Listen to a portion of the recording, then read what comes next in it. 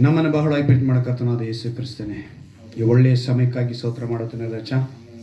ಸಾಕ್ಷಿ ಹೇಳಿದಂಥ ಮಕ್ಕಳನ್ನು ಸಾಕ್ಷಿ ನಿಲ್ಲಿಸಿರುವಂತೆ ಈ ವಾಕ್ಯದಿಂದ ನೀನು ಬಲಪಡಿಸಬೇಕು ನಾನು ಪ್ರಾರ್ಥಿಸ್ತೇನೆ.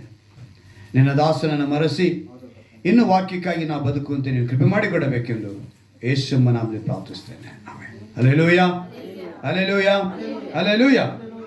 ದೇವರು ಇವತ್ತು ಕೂಡ ಒಂದು ಒಳ್ಳೆಯ ಅಂಶದೊಂದಿಗೆ ನಿಮ್ಮಲ್ಲಿ ಮಾತನಾಡೋರಾಗಿದ್ದಾರೆ. ಈ ಪ್ರಪಂಚದಲ್ಲಿ ನಮಗೆ ತುಂಬ ಪ್ರಶ್ನೆಗಳಿದೆ. ಆ ಪ್ರಶ್ನೆಗಳಲ್ಲಿ ಒಂದೊಂದಾಗಿ ನಾವು ನೋಡ್ಕೊಂಡು ಬರ್ತಾ ಇದ್ದೀವಿ. ಆ ಪ್ರಶ್ನೆ ಪ್ರಕಾರ ಇವತ್ತು ನಾವು ತಿಳ್ಕೊಳ್ಳುವಂಥ ಒಂದು ವಿಷಯ ಏನು ಅಂತ ಹೇಳಿದ್ರೆ, ಯಾರೇ ನಿಮ್ಮನ್ನು ಕೇಳಿದ್ರು ಕೂಡ ನೀವು ಹೇಳೋದಕ್ಕೆ ಸಿದ್ಧರಾಗಿರಬೇಕು. ಯಾಕೆ ದೇವ್ರನ್ನ ನಂಬಬೇಕು? ಪ್ರಶ್ನೆ ಏನು ಹೇಳ್ತೀರಾ? ಯಾಕೆ ದೇವ್ರನ್ನ ನಂಬಬೇಕು ಅಂದಿದ ತಕ್ಷಣ ನಾವು ಹೇಳುವಂಥ ಒಂದು ಮಾತು, ಅದು ಕ್ರೈಸ್ತರಾದರೆ ನಾವೇನು ಹೇಳ್ತೀವಿ, ನಮ್ಮ ದೇವರು ನಮಗೋಸ್ಕರ ಜೀವ ಕೊಟ್ಟಿದ್ದಾರೆ, ಪ್ರಾಣ ತ್ಯಾಗ ಮಾಡಿದ್ದಾರೆ, ಆದ್ದರಿಂದ ನಾವೇನು ಮಾಡಬೇಕು? ಯೇಸುವನ್ನು ನಂಬಬೇಕು ಅಂತೇಳಿ. ಆದರೆ ಪ್ರತಿಯೊಂದು ಇವತ್ತು ಅನ್ಯರು ಅಂತ ಹಿಂದೂಗಳಾಗ್ಬೋದು, ಮಹಮ್ಮದಿಯರು ಮುಸ್ಲಿಮರಾಗ್ಬೋದು, ಜೈನರಾಗ್ಬೋದು, ಬೌದ್ಧರಾಗ್ಬೋದು, ಸಿಖ್ಖರಾಗ್ಬೋದು, ಎಲ್ಲರೂ ಕೂಡ ಹೇಳುವಂಥ ಮಾತೇನು? ದೇವರು ನಮ್ಗೆ ಒಳ್ಳೆಯದು ಮಾಡಿದ್ದಾರೆ. ನಾಸ್ತಿಕನ್ನ ಕೇಳಿದ್ರೆ ಅವನು ದೇವರಿಲ್ಲ ಅಂತಾನೆ. ನಾವೆಲ್ಲ ಆಸ್ತಿಕರಾಗ್ತೀವಿ. ನಾವೆಲ್ಲ ಯಾರು? ಆಸ್ತಿಕರು. ಪ್ರಪಂಚದಲ್ಲಿ ಎರಡು ಗುಂಪಿದೆ, ನಾಸ್ತಿಕನು, ಆಸ್ತಿಕರು ಅಂತ. ದೇವ್ರನ್ನ ಯಾಕೆ ನಂಬಬೇಕು ಅಂತ ತುಂಬ ತರ್ಕನೇ ನಡೆಯುತ್ತೆ. ಜ್ಞಾನ ಬೆಳೆದ ಮೇಲೆ ಅವ್ರು ಏನಂತ ಹೇಳ್ಕೊಂಡಿದ್ದಾರೆ ಅಂತ ಹೇಳಿದ್ರೆ, ನಾವು ದುಡಿತಾ ಇದ್ದೀವಿ, ನಾವು ಬದುಕ್ತಾ ಇದ್ದೀವಿ, ನಮ್ಮ ಜ್ಞಾನದಲ್ಲಿ ಇದ್ದೀವಿ, ಇಲ್ಲಿ ದೇವರೆಲ್ಲಿಂದ ಬಂದರು ಅಂತಾನೆ ಒಬ್ಬ. ಅವನು ನಾಸ್ತಿಕಕ್ಕೆ ಸೇರ್ತಾನೆ. ಇನ್ನೊಬ್ಬ ಈ ಜ್ಞಾನವನ್ನು ಕೊಟ್ಟಿದ್ದಾರೆ, ಆದರೆ ಆ ಜ್ಞಾನವನ್ನು ಪ್ರಯೋಗ ಮಾಡ್ತಾ ಇದ್ದೀನಿ, ನಾನು ಕಷ್ಟಪಡ್ತಾ ಇದ್ದೀನಿ, ನಾನು ನನ್ನ ಯೌವನ ಪ್ರಾಯವನ್ನು ಕಳೆದು ನಾನು ಯಾವುದೇ ಒಂದು ಸಂತೋಷಕ್ಕಾಗಲಿ ಅಥವಾ ಉಲ್ಲಾಸಕ್ಕಾಗಲಿ ನಾನು ಒಪ್ಪಿಸದೆ, ನಾನು ಇದಕ್ಕೋಸ್ಕರ ಪ್ರಯತ್ನ ಪಟ್ಟು ನಾನು ಒಂದು ದೊಡ್ಡ ವಿಷಯನ ಕಂಡುಹಿಡಿತಾ ಇದ್ದೀನಿ ಅಂತೇಳಿ ವಿಜ್ಞಾನಿ ಹೇಳ್ತಾನೆ. ನನ್ನ ಜ್ಞಾನದಲ್ಲಿ ನಾನು ಮಾಡಿದೆ ಅಂತಾನೆ.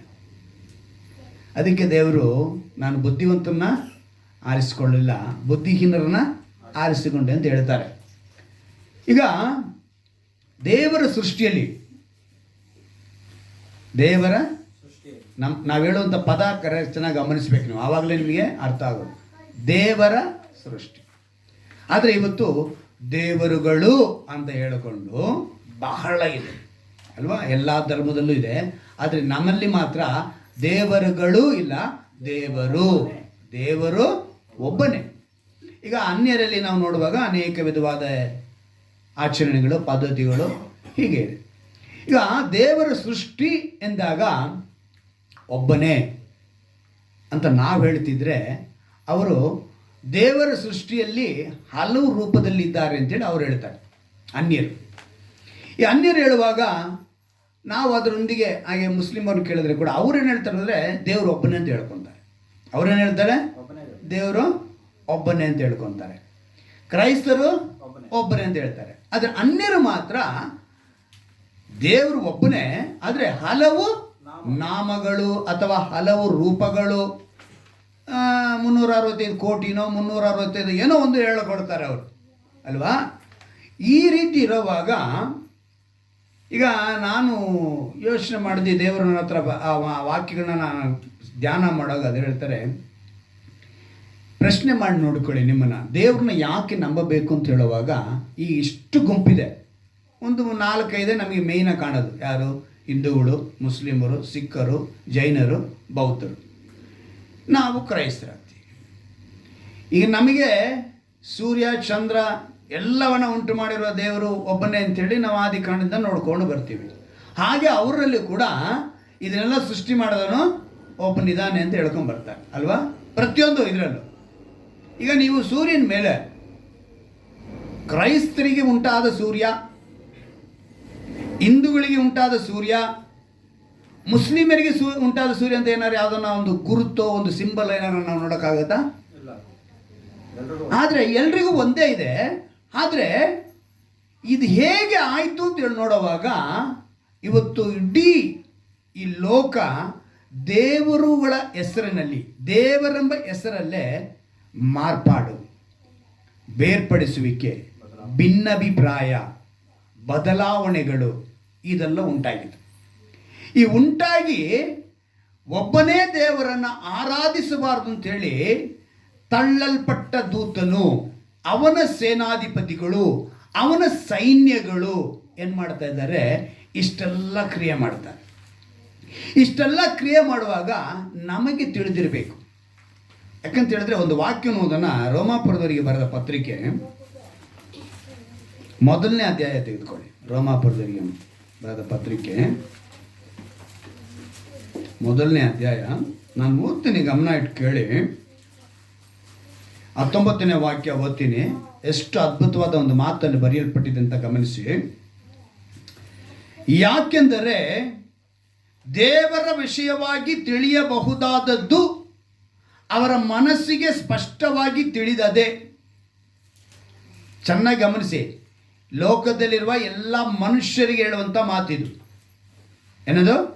ಕ್ರೈಸ್ತರಿಗೆ ಅಂತ ಹೇಳ್ತಾ ಇರುವಂಥ ಮಾತಲ್ಲ ಇದು. ಲೋಕದಲ್ಲಿರುವ ಪ್ರತಿಯೊಬ್ಬ ಮನುಷ್ಯ ಅಂತ ಹೇಳುವಂಥ ಮಾತು. ಅವ್ರು ಹೇಳ್ತಾರೆ, ಯಾಕೆಂದರೆ ದೇವರ ವಿಷಯವಾಗಿ ತಿಳಿಯಬಹುದಾದದ್ದು ಅವರ ಮನಸ್ಸಿಗೆ ಸ್ಪಷ್ಟವಾಗಿ ತಿಳಿದದೆ, ಅದನ್ನು ಅವರಿಗೆ ದೇವರೇ ಸ್ಪಷ್ಟವಾಗಿ ತಿಳಿಸಿದನು. ಯಾರು ತಿಳಿಸಿದ್ದಾರೆ? ದೇವರೇ ಸ್ಪಷ್ಟವಾಗಿ ತಿಳಿಸಿದನು. ಹೇಗೆಂದರೆ ಕಣ್ಣಿಗೆ ಕಾಣದಿರುವ ಆತನ ಗುಣಲಕ್ಷಣಗಳು, ಅಂದರೆ ಆತನ ನಿತ್ಯ ಶಕ್ತಿಯು, ಏನಂತೆ ಅಲ್ಲಿಗೆ ಎಂಡ್ಲೆಸ್. ಅವರ ಶಕ್ತಿ, ಅವರ ಪವರ್ಗೆ, ಅವರ ಶಕ್ತಿಗೆ ಕೊನೆಯೇ ಇಲ್ಲ. ಅದು ಯಾವಾಗಲೂ ಇರುತ್ತೆ, ನಿತ್ಯವೂ ಇರುವಂಥ ಶಕ್ತಿಯು. ದೇವತ್ವವು ಅಂದರೆ ಆ ದೇವರ ಮಹಿಮೆ, ಆ ದೇವತ್ವವು ಕೂಡ ಏನಂತೆ ಜಗದ ಉತ್ಪತ್ತಿ ಮೊದಲುಗೊಂಡು ಆತನು ಮಾಡಿದ ಸೃಷ್ಟಿಗಳ ಮೂಲಕ ಬುದ್ಧಿಗೆ ಗೊತ್ತಾಗಿ ಕಾಣಬರುತ್ತದೆ. ಯಾವುದಂತ ಹೇಳ್ತಿದ್ದಾರೆ ಅವರು? ಸೃಷ್ಟಿಗೆ. ಇಲ್ಲಿ ಹೇಳ್ತಾರೆ ನೋಡಿ, ಚೆನ್ನಾಗಿ ಗಮನಿಸಲ್ಲ. ಏನಂತ ಹೇಳ್ತಾ ಇರೋದು ಅವರು? ಆತನು ಮಾಡಿದ ಸೃಷ್ಟಿಗಳ. ಅದಕ್ಕೆ ಹೇಳಿದ ನಾನು, ಸೂರ್ಯನ ಮೇಲೆ ಇವತ್ತು ರಾಜಕೀಯ ಪಕ್ಷಗಳಲ್ಲಿ ಎಷ್ಟೋ ಒಂದು ಬಾವುಟಗಳಿದೆ, ಧ್ವಜಗಳಿದೆ, ಪಕ್ಷದ ಗುರುತು ಹಾಕಿರ್ತಾರೆ. ಆ ರೀತಿಯಾಗಿ ಸೂರ್ಯನ ಮೇಲೆ ಇದೆಯಾ? ಚಂದ್ರನ ಮೇಲಿದೆಯಾ? ಇಲ್ಲ. ನೋಡಿ ಎಷ್ಟು ಅದ್ಭುತವಾದ ದೇವರು, ನಮ್ಮ ದೇವರು ಎಂಬುದನ್ನು ತಿಳ್ಕೊಳ್ಳೋದಕ್ಕೆ ನಾವು ಯಾಕೆ ದೇವರ, ಮುಖ್ಯವಾಗಿ ಕ್ರೈಸ್ತರನ್ನು ನಂಬಬೇಕಾಗಿರೋ ವಿಷಯ ತಿಳ್ಕೋಬೇಕು. ನಾವು ಸರಿಯಾಗಿ ಕ್ರಿಸ್ತನಲ್ಲಿ ನೆಲೆಗೊಂಡಿದ್ರೆ ಮಾತ್ರನೇ ಇನ್ನೊಬ್ಬರಿಗೆ ಹೇಳೋದಕ್ಕೆ ಸಾಧ್ಯ. ಅದಕ್ಕೆ ಇವತ್ತು ಅಂಶನೇ ದೇವರನ್ನು ಯಾಕೆ ನಂಬಬೇಕು ಅನ್ನೋದನ್ನೇ. ಅಂದರೆ ಇವತ್ತು ನಂಬಬೇಕು ಅನ್ನೋದಕ್ಕೆ ನೀವು ಸರಿಯಾಗಿ ತಿಳ್ಕೋಬೇಕು. ರಕ್ತ ಸುರಿಸಿದ್ದಾರೆ, ಪ್ರಾಣ ಬಲಿಯಾಗಿದ್ದಾರೆ, ನಮ್ಮ ಪಾಪನ ಬಿಡಿಸುವುದಕ್ಕೆ ಬಂದಿದ್ದಾರೆ. ಇದೆಲ್ಲ ನಮಗೆ ತಿಳಿದಿರುವಂಥ ವಿಷಯ. ಕ್ರೈಸ್ತರು ಅಂದಿದ ತಕ್ಷಣ ಇದೇ ಹೇಳೋದು. ನಾವೇನಂತ ಹೇಳ್ತೀವಿ? ಯೇಸು ಕ್ರಿಸ್ತ ನಮಗಾಗಿ ಹುಟ್ಟಿದ್ದಾರೆ, ಯೇಸು ಕ್ರಿಸ್ತ ನಮಗಾಗಿ ಬದುಕಿದ್ದಾರೆ, ನಮಗೋಸ್ಕರ ಜೀವ ಬಲಿಯಾಗಿ, ಪ್ರಾಣ ಬಲಿಯಾಗಿ ಶಿಲುಬೆ ಮೇಲೆ ಜಡಿಯಲ್ಪಟ್ಟರು, 3ನೇ ದಿವಸ ಜೀವಂತವಾಗಿದ್ದರು, ಇವತ್ತು ಜೀವವಾಗಿ ನಮ್ಮ ಮಧ್ಯದಲ್ಲಿ. ಇದನ್ನೇ ನಾವು ಹೇಳ್ತೀವಿ. ಇದನ್ನು ಹೇಳಿದಂಥ ನಮಗೆ ಇನ್ನೊಂದು ಆಳ ಗೊತ್ತಿರಬೇಕು. ನಾವು ನಂಬಬೇಕು ಅನ್ನೋದಕ್ಕೆ ಸತ್ಯವೇದದಲ್ಲಿ ಇನ್ನೂ ಕೆಲವು ಆಧಾರಗಳನ್ನ ದೇವರಿಟ್ಟಿದ್ದಾರೆ. ಅದನ್ನೆಲ್ಲ ತಿಳ್ಕೊಂಡು ಇದೇ ಸತ್ಯ ಅಂತೇಳಿ ಅನೇಕರಿಗೆ ನಾವು ಹೇಳುವಂಥವರ ಕಾಣಲ್ಪಡಬೇಕು. ಅಂದರೆ ಮೊದಲನೇದಾಗಿ ಆ ವಿಷಯ ನಮ್ಗೆ ತಿಳಿದಿರಬೇಕು. ಈಗ ದೇವರು ಒಬ್ಬನೇ ಎಂದು ನಾವು ಕಾಣ್ತಿರುವ ಈ ಪ್ರಕೃತಿ ಹೇಳುತ್ತೆ, ಅದರೊಳಗೆ ನಾವಿದ್ದೇವೆ. ಈ ಪ್ರಕೃತಿ ಹೇಳ್ತಾ ಇದೆ, ಸೂರ್ಯ ಹೇಳ್ತಾ ಇದ್ದಾನೆ, ಚಂದ್ರ ಹೇಳ್ತಿದ್ದಾನೆ, ನಕ್ಷತ್ರಗಳು ಹೇಳ್ತಾ ಇದ್ದಾವೆ, ಸೃಷ್ಟಿಯಲ್ಲಿ ಆತನ ಇರೋ ಎಲ್ಲವೂ ಕೂಡ ಹೇಳ್ತಾ ಇದ್ದಾವೆ. ಏನಂತ ಹೇಳ್ತಿದ್ದಾವೆ? ದೇವರು ಒಬ್ಬನೇ.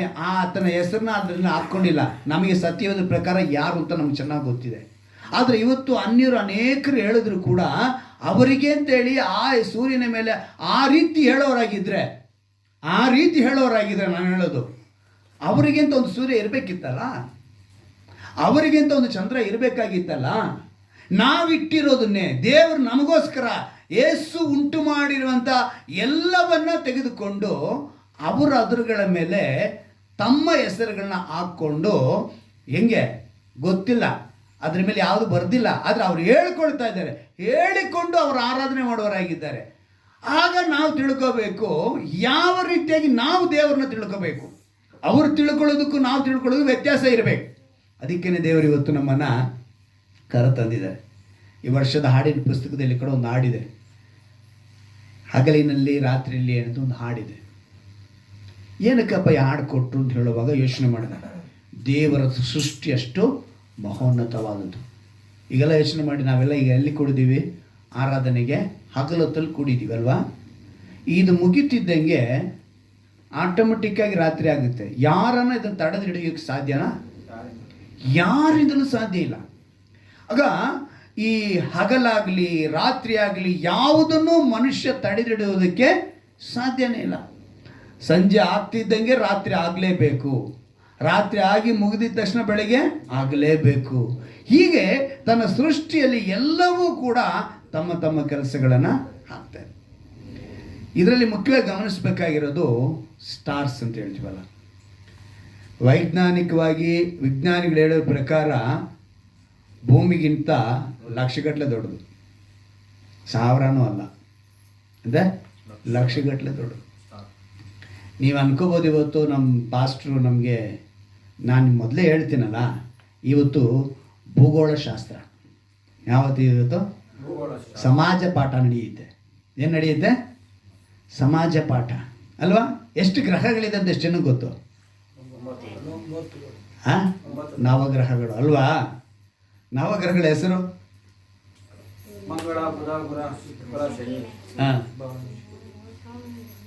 ಆಮೇಲೆ ನಾನು ಅದಕ್ಕೇನೆ ಒಂದು ವೇಳೆ ಮರ್ತೋಗಿದ್ರೆ ನಮ್ಮ ಜನ ಏನು ಮಾಡೋಣ, ಒಂದು ಚಾರ್ಟು ಸ್ಕೂಲ್ ಮಕ್ಕಳ ಥರ ಹೋಗಿ ಚಾರ್ಟ್ ತಗೊಂಬಂದು ನೋಡ್ಕೊಂಡ್ರಾ ಅಲ್ವಾ? ಇಷ್ಟು ಗ್ರಹಗಳನ್ನ ಉಂಟು ಮಾಡಿದ್ದಾರೆ ದೇವರು. ಇದರಲ್ಲಿ ನಮಗಿನ್ನೂ ಧೂಮಕೇತುಗಳಿವೆ ಅಲ್ವಾ? ಧೂಮಕೇತುಗಳಿವೆ, ಕಾಮೆಟ್ ಅಂತಾರೆ. ಆಮೇಲೆ ಕ್ಷುದ್ರ ಗ್ರಹ, ಆಮೇಲೆ ಆಕಾಶ ಗಂಗೆ, ಗ್ಯಾಲಾಕ್ಸಿಗೆ ಏನು ಹೇಳ್ತಾರೆ? ಆಕಾಶ ಗಂಗೆ ಅಂತ ಹೇಳ್ತಾರೆ. ಇದಕ್ಕೆ ಸೋಲಾರ್ ಸಿಸ್ಟಮ್ ಅಂತಾರೆ ಅಲ್ವಾ? ಸೌರಮಂಡಲ. ಇವೆಲ್ಲವನ್ನು ಕೂಡ ನಾವು ನೋಡುವಾಗ, ನಾನು ನೋಡಿದೆ ಸೂರ್ಯ ಅಂತ ಹೇಳಿದು ಮೊದಲನೇ ಗ್ರಹ ಅಂತ ಲೆಕ್ಕ ಬರುತ್ತೆ.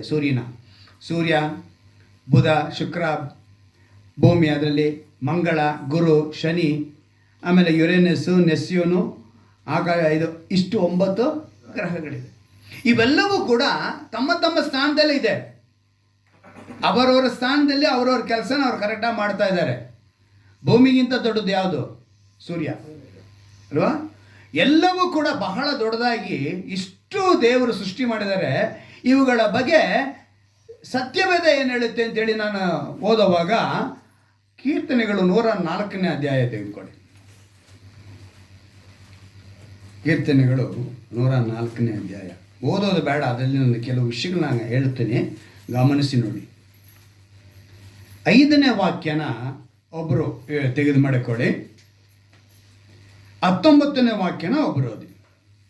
ಭೂಮಿಯು ಯುಗಾಂತರಕ್ಕೂ ಕದಲದ ಹಾಗೆ ದೃಢವಾದ ಅಸ್ಥಿರವಾದ ಮೇಲೆ ಸ್ಥಾಪಿಸಿತು. ಏನಂತೆ? ಭೂಮಿಯು ಯುಗ ಯುಗಾಂತರಕ್ಕೂ ಕದಲದ ಹಾಗೆ ಅದನ್ನು ದೃಢವಾದ ಅಸ್ಥಿವಾರದ ಮೇಲೆ ಸ್ಥಾಪಿಸಿದ್ದಿ. 19ನೇ ವಾಕ್ಯ ನೋಡಿ. ವಿಷಯ ಚಂದ್ರನನ್ನು ನೇಮಿಸಿದ್ದಿ, ಸೂರ್ಯನು ತನ್ನ ಅಸ್ತಮಾನ ಸಮಯವನ್ನು ಬಲ್ಲನು, ನೀನು ಕತ್ತಲೆಯನ್ನು ಬರಮಾಡಲು ರಾತ್ರಿ ಆಗುತ್ತದೆ. ಎಷ್ಟು ದೇವರ ಒಂದು ಸೃಷ್ಟಿಯ ಕ್ರಮ! ಈ 104ನೇ ಮೇಲೇನೆ ಹಾಕಿದ್ದಾರೆ, ಯೆಹೋವನ ಸೃಷ್ಟಿಯ ಕ್ರಮ. ನೀವು ಯೋಬನ ಪುಸ್ತಕ 38ನೇ ಅಧ್ಯಾಯದಿಂದ 40ನೇ ಅಧ್ಯಾಯದವರೆಗೂ ನೀವು ಗಮನಿಸಿ ನೋಡಿ, ಸೃಷ್ಟಿಯ ಕುರಿತು ಪೂರ್ತಿ ಬರೆಯಲ್ಪಟ್ಟಿದೆ. ಆ ಸೃಷ್ಟಿನ ವರ್ಣನೆ ಮಾಡಬೇಕು ಅಂತ ಹೇಳಿದ್ರೆ 1 ವರ್ಷ ವರ್ಣನೆ ಮಾಡ್ಬೋದು, ಅಷ್ಟು ಬ್ರಹ್ಮಾಂಡವಾಗಿ. ನೀವು ವಿಡಿಯೋ ನೋಡಿರ್ತೀರ, ಒಂದು 7-8 ಕೊರೋನಾ ಟೈಮಲ್ಲಿ ಅನ್ಕೊತೀನಿ, ಕೊರೋನಾ ಮುಗಿದ ಮೇಲೆ ಒಂದು ವಿಡಿಯೋ ತುಂಬ ವೈರಲ್ ಆಗಿ ಬಂತು. ಒಂದು ಸ್ತ್ರೀ ನೆಲದ ಮೇಲೆ ಮಲಗಿರ್ತಾರೆ, ಅವರ ಕಣ್ಣಿನಿಂದ ಆ ಝೂಮ್ ಮಾಡ್ಕೊಂಡು ಹೋಗ್ತಾನೆ. ಹಂಗೇ ಪ್ರಪಂಚದ ಮೇಲೆ ತೊಗೊಂಡೋಗಿ ನಮ್ಮ ರಾಜ್ಯ, ದೇಶ, ಹಾಗೆ ಭೂಮಂಡಲದಿಂದ ಹಂಗೇ ಹೋಗಿ ಗ್ಯಾಲಾಕ್ಸಿಗೆ ಮೇಲೆ ತೊಗೊಂಡೋಗ್ತಾನೆ. ಭೂಮಿ ಇಷ್ಟು ತೋರಿಸ್ತಾನೆ ಇಷ್ಟು ಭೂಮಿ. ಅಂದರೆ ನಿಮಗೆ ಅದಕ್ಕೆ ನಾನು ತೋರಿಸ್ತೀನಿ ನೋಡಿ, ಈ ಚಿತ್ರ ಹೆಂಗಿದೆ ಇದು. ಇದರಲ್ಲಿ ಭೂಮಿ ಎಲ್ಲನ ಕಾಣಿಸುತ್ತಾ? ಇಷ್ಟೆಲ್ಲ ಮಾಡಿರೋ ದೇವರು ತನ್ನ ಕೆಲಸದಲ್ಲಿ ಅವು ಯಾವುದೂ ಕೂಡ ಯಾವತ್ತೂ ಕೂಡ ಚಾಚು ತಪ್ಪದೆ ತಮ್ಮ ಕೆಲಸವನ್ನು ಮಾಡ್ತಾ ಇದೆ. ಯಾವುದು ಇಷ್ಟೆಲ್ಲ ಸೃಷ್ಟಿ ಮಾಡಿರುವಂಥ ದೇವರು, ಇದನ್ನೆಲ್ಲ ನಡೆಸುವಂಥ ದೇವರು ನೋಡಿ, ಮನುಷ್ಯ ಮನೆ ಕಟ್ತಾನೆ. ಮನೆ ಕಟ್ಬಿಟ್ಟು ಏನು ಹೇಳ್ತಾನೆ ಗೊತ್ತಾ? ಎಷ್ಟೋ ಒಂದು 40-30 ಇಟ್ಕೊಳ್ಳೋಣ, ಮನೆ 40-30 ಇದೆ, ಮನೆ ಕಟ್ಟಿದ್ದಾನೆ. ಬೆಡ್ರೂಮ್ ಇಷ್ಟಿದೆ, ಹಾಲ್ ಇಷ್ಟಿದೆ, ಎಲ್ಲ ತೋರಿಸ್ತಾನೆ. ದೇವ್ರ ಮನೆ ಅಂತ, ದೇವರ ಕೋಣೆ. ಅದೇನಾಗುತ್ತೆ ಅದು? ದೇವರ ಕೋಣೆ ಅಂತಾನೆ. ಅಲ್ಲಿ ಎಷ್ಟು ಮಾಡಿರ್ತಾನೆ? ಇನ್ನೂ ಇದೆ. ಕೆಲವರು ಬಾಕ್ಸ್ ಟೈಪಲ್ಲಿ ಮಾಡಿರ್ತಾರೆ ಗೊತ್ತಾ, ವುಡನ್ನಲ್ಲಿ. ಏನಂತದು? ಇದರಲ್ಲಿ ಮಾಡಿ ದೇವ್ರನ್ನ ಅಲ್ಲಿ ಇಟ್ಟುಬಿಡ್ಬೇಕು ಅಂತಾನೆ ಅಲ್ವಾ? ಇದು ಈಗ ನಾವೇ ತೆಗೆದುಕೊಳ್ಳೋಣ, ನಮ್ಮನ್ನ ಕ್ರೈಸ್ತರು ಇವಾಗ ಈ ಥರ ಗೂಢ ಕಟ್ಟಿದ್ದೀವಿ. ನಮ್ಮದು ಚಿಕ್ಕ ಶೆಡ್ಡು, ಅಪ್ಪ ದೇವಸ್ಥಾನ ದೊಡ್ಡ ಆಲಯ ಕಟ್ತಾನೆ. ಇದನ್ನ ನಾವೇನಂತ ಹೇಳ್ತೀವಿ? ಇವಾಗ ಇದರಲ್ಲಿ ನಾವು ದೇವ್ರನ್ನ ಇಡಬೇಕು ಅಂತ ಮನಸ್ಸು ಮಾಡ್ತೀವಿ. ನಮ್ಮೆಲ್ಲರ ನೆನಪುಗಳು, ನಮ್ಮ ಚಿಂತನೆಗಳು ಏನಿರುತ್ತೆ ಅಂತ ಹೇಳಿದ್ರೆ, ಆ ದೇವ್ರನ್ನ ತಗೊಂಬಂದು ಎಲ್ಲಿ ಇಟ್ಬಿಡ್ಬೇಕು? ಈಗ ಒಂದು ವಾಕ್ಯವನ್ನು ಅಪೊಸ್ತಲ ಕೃತ್ಯಗಳು 17ನೇ ಅಧ್ಯಾಯದಲ್ಲಿ ಒಂದು ಮಾತು ಬರೆಯಲ್ಪಟ್ಟಿದೆ ನೋಡಿ. ಅಪೊಸ್ತಲ ಕೃತ್ಯಗಳು 17ನೇ ಅಧ್ಯಾಯ 23ನೇ ವಾಕ್ಯ ಅನ್ಕೊಂಡು 25ನೇ ವಾಕ್ಯ. ಆತನು ಕೈಯಿಂದ ಕಟ್ಟಿರುವ ಗುಡಿಗಳಲ್ಲಿ ವಾಸ ಮಾಡುವವನಲ್ಲ, ತಾನೇ ಎಲ್ಲರಿಗೂ ಜೀವಶ್ವಾಸ ಮುಂತಾದೆಲ್ಲವನ್ನು ಕೊಡುವವನಾಗಿರಲಾಗಿ ಕೊರತೆ ಇದ್ದವನಂತೆ ಮನುಷ್ಯರ ಕೈಗಳಿಂದ ಸೇವೆ ಹೊಂದುವವನು ಅಲ್ಲ. ಅಲ್ಲಿಗೆ ನಾವು ಆಲಯವಾಗಬೇಕು ಅನ್ನೋದನ್ನೇ ದೇವರ ಒಂದು ಪೂರ್ತಿ ಉದ್ದೇಶ. ಈಗ ನಾವು ಇದು ಕಟ್ಟಿದ್ದೀವಿ, ಇದ್ರಲ್ಲಿ ಕೂಡಿ ಸಭೆ ಕೂಡುವುದಕ್ಕೆ ಈ ಸ್ಥಳ. ಆದರೆ ಇದರಲ್ಲಿ ನಾವು ದೇವರನ್ನ ಬಂಧಿಸಿ ಇಡುವುದಕ್ಕೆ ಸಾಧ್ಯವಿಲ್ಲ. ದೇವರ ಸೃಷ್ಟಿ ಅಘೋರವಾಗಿದೆ, ಅದು ಗೋಚರವಾಗಿದೆ, ವಿಶಾಲವಾಗಿದೆ. ಅದನ್ನು ಲೆಕ್ಕ ಮಾಡೋದಕ್ಕೆ ನಾವು ಭೂಮಿ ಎಲ್ಲಿದೆ ಅಂತಲೇ ನಮ್ಗೆ ಗೊತ್ತಾಗ್ತಿಲ್ಲ ಇವಾಗ ಗ್ಯಾಲಕ್ಸಿಯಲ್ಲಿ ಅಲ್ವಾ? ಆಕಾಶ ಗಂಗೆ ಅಂತೀವಿ, ಆಕಾಶದ ಮೇಲೆ ಎಷ್ಟೋ ಇದೆ ನಕ್ಷತ್ರಗಳು. ಈ ನಕ್ಷತ್ರಗಳೆಲ್ಲ ಭೂಮಿಗಿಂತ, ಸೂರ್ಯನಿಗಿಂತ ಲಕ್ಷಗಟ್ಟಲೆ ದೊಡ್ಡದಾಗಿದ್ದಾವೆ. ಈಗ ಒಂದು ಹೇಳ್ತೀನಿ ನೋಡಿ, ಬಿಸಿಲುಗಾಲದಲ್ಲಿ ನಮ್ಮ ಈ ಶೀಟಿಂದ ಒಂದು ರಂಧ್ರದಿಂದ ಬಿಸಿಲು ನೆರಳು ಬರುತ್ತೆ. ಆ ನೆರಳು ಇದು ಬಿಸಿಲು ಬಂದಾಗ ಅದರಲ್ಲಿ ಕೆಲವು ಧೂಳಿ ಕಣಗಳು ಆಡ್ತಾ ಇದೆ. ಯಾರನ್ನ ಅದನ್ನ ಹಿಡಿಯೋಕ್ಕಾಗ್ತದ? ಸಾಧ್ಯವಿಲ್ಲ. ಅಂಥ ಬದುಕು, ಅಂಥ ಜೀವನ ನಮ್ಮದು. ದೇವರು ನಮ್ಮನ್ನು ಪ್ರಶ್ನೆ ಮಾಡ್ತಾರೆ, ನೀನು ಬದುಕೆಷ್ಟು ಅಂತಾರೆ. ನಮ್ಮ ಬದುಕು ಅದಕ್ಕಿಂತ ಕಡಿಮೆ. ಅಂಥದ್ರಲ್ಲಿ ನಾವು ಈಗ ಇಷ್ಟೆಲ್ಲ ನೋಡ್ತಿದ್ದೀವಿ, ಇಷ್ಟೆಲ್ಲ ನಮಗೆ ಗೊತ್ತಿದೆ. ಅದಕ್ಕೇನೆ ಮನುಷ್ಯನ ಮುಂದೆ ಆ ಮಹಾ ಸೃಷ್ಟಿನ ದೇವರು ಮಾಡಿ ತೋರಿಸಿದ್ರು ಕೂಡ ದೇವ್ರನ್ನ ಅವನು ನಂಬಿಕೆಯಿಂದ ಆರಾಧಿಸ್ತಿಲ್ಲ. ದೇವರನ್ನು ಆರಾಧಿಸುವಂಥ ನಾವು ಈಗ ಒಂದು ಏನು ಬೇಡ, ಮೊನ್ನೆ ಒಂದು ನ್ಯೂಸು ಇನ್ಸ್ಟಾಗ್ರಾಮಲ್ಲಿ ಯೂಟ್ಯೂಬಲ್ಲಿ ಕೂಡ ಎಲ್ಲ ಬಂತದ್ದು. ಒಬ್ಬ ಲಾರಿ ಡ್ರೈವರ್ ಹತ್ರ ಪೊಲೀಸ್ನವರು ಏನೋ ಕೇಳಿದ್ರು ಅಂತ ಹೇಳಿ ಅದನ್ನು ಈಸ್ಕೊಂಡು ಮತ್ತೇನೋ ಹೊಡೆದ್ರು ಅಂತೇಳಿ ಅವನು ಲಾರಿನ ಅಡ್ಡ ಹಾಕ್ಬಿಟ್ಟು ಹೋಗ್ಬಿಟ್ಟ ಸಿಲ್ಕ್ ಬೋರ್ಡ್ ಹತ್ರ. ಚಂದಾಪುರವರೆಗೂ ಟ್ರಾಫಿಕ್ ಜಾಮ್. ಎಲ್ಲಿವರೆಗೂ? ಒಂದು ಲಾರಿ ರೀ, ಅದು ಕಂಟೈನರ್ ಕೂಡ ಅಲ್ಲ, ಅದು ಏನೋ ಟ್ರೈಲರ್ ಅಲ್ಲ. ಆ ಟೈಲರ್ ಅಂತಾರೆ, ಅದಂದ್ರೆ ತುಂಬಾ ಚಕ್ರ ಇರೋದು. ಅದು ಅಲ್ಲ, ಬರೀ ಕಂಟೈನರ್ ಇಟ್ಟಿರೋ ಒಂದು ಕ್ಯಾಬಿನ್ ಇರೋ ಲಾರಿ ಅಷ್ಟೇನೆ. ಅದನ್ನ ಅಡ್ಡ ಹಾಕಿದ್ದಕ್ಕೆ ಇಡೀ ಏನೋ ಚಂದಾಪುರವರೆಗೂ ಟ್ರಾಫಿಕ್ ಜಾಮು. ಒಂದು ದಿವಸನಾದರೂ ಆಕಾಶದಲ್ಲಿ ಜಾಮ್ ಆಗಿದೇನ್ರಿ? ಸೂರ್ಯನಿಗಾಗಲಿ, ಚಂದ್ರನಿಗಾಗಲಿ, ನಕ್ಷತ್ರಗಾಗಲಿ, ಈ ನವಗ್ರಹಗಳಾಗಲಿ ಇವೆಲ್ಲ ತಿರುಗ್ತಾ ಇದೆಯಲ್ಲ, ಯಾವತ್ತನ ಒಂದು ಕ್ಷಣ ಜಾಮ್ ಆಯಿತು ಅಂದರೆ ನಾವೆಲ್ಲ ಏನಾಗ್ಬಿಡ್ತೀವಿ? ಎಷ್ಟೋ ದೂರದಿಂದ ಒಂದು ಕಲ್ಲು ಬಂದು ಬೀಳ್ತಾ ಇದೆ ಅಂತ ಹೇಳ್ತಿದ್ದಾನೆ ವಿಜ್ಞಾನಿ. ಇವತ್ತ ನಾಳೆ ಬೀಳುತ್ತೆ ಅಂತಾನೆ. ಆಮೇಲೆ ಏನು ಹೇಳ್ದ, ಆ ಕಲ್ಲು ಒಂದು ಪಕ್ಕಕ್ಕೆ ಹೊಟ್ಟೋಯ್ತು ಅಂದ. ಏನಂತೆ? ಕಲ್ಲು ಸಪ್ಪ ಹೊಟ್ಟೋಯ್ತು. ಇನ್ನೊಬ್ಬ ಹೇಳ್ತಾನೆ ಸಮುದ್ರದಲ್ಲಿ ಬಿದ್ದು ಅಂತಾನೆ. ಭೂಮಿಗಿಂತ ದೊಡ್ಡದಾಗಿರೋ ಒಂದು ಬೀಳ್ತಾ ಇದೆಯಂತೆ ಒಂದು ಕಲ್ಲು. ಭೂಮಿಗಿಂತ ದೊಡ್ಡದಾಗಿರೋದು ಬಿದ್ದರೆ ನಾವೇನಿರ್ತೀವ? ಆದರೆ ದೇವರ ಒಂದು ಆ ಸೃಷ್ಟಿಯ ಒಂದು ಬಲ, ಆ ಶಕ್ತಿ, ನಿತ್ಯ ಶಕ್ತಿ ಎಂಥದ್ದು ಅಂತ ಹೇಳಿದ್ರೆ ಅಷ್ಟು ಅಪಾರವಾಗಿರೋದ್ರಿಂದ ಎಳ್ಕೊಂಡು ಹೋಗ್ತಾ ಇದೆ. ಯಾವುದನ್ನು ನಮ್ಮ ಹತ್ರಕ್ಕೆ ಬಿಡ್ತಾರೆ. ಇದಕ್ಕೆ ನಾವೇನು ಮಾಡಬೇಕು? ಅವ್ರನ್ನ ನಂಬಲೇ ಬೇಕು. ಇದು ಪ್ರತಿಯೊಬ್ಬರು ನೋಡಿ, ನಕ್ಷತ್ರಗಳಾಗ್ಬೋದು, ಗ್ರಹಗಳಾಗ್ಬೋದು, ಎಲ್ಲವನ್ನ ನಾವು ನೋಡ್ತೀವಿ. ಸೃಷ್ಟಿಕರ್ತನ ಆತನಿಂದ ಮಾತ್ರ ಸಾಧ್ಯ ಆಗ್ತಾ ಇದೆ ಎಲ್ಲವನ್ನು ನಡೆಸ್ಕೊಂಡು. ಆತನ ಮಾತಿಗೆ ಸೂರ್ಯ ವಿಧೇಯನಾಗ್ತಾನೆ, ಚಂದ್ರ ವಿಧೇಯನಾಗ್ತಾನೆ. ಆದರೆ ಮನುಷ್ಯ ಹೇಗಿದ್ದಾನೆ ಅಂತೇಳಿ ಮತ್ತೆ ನಾವು ರೋಮಾಪುರದವರಿಗೆ ಹೋಗೋಣ. ಮೊದಲನೇ ಅಧ್ಯಾಯದಲ್ಲಿ,